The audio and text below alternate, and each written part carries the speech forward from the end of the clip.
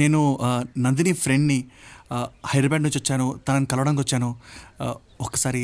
Nandini friend అంటున్నావు, నందిని గురించి తెలియదా? తెలుసమ్మా, నాకు నందిని గురించి చాలా బాగా తెలుసు. మా నందిని మీకు తెలుసుంటే.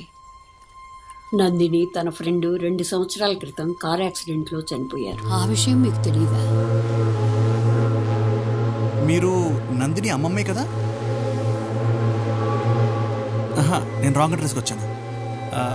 లేదు బాబు, ఆగు.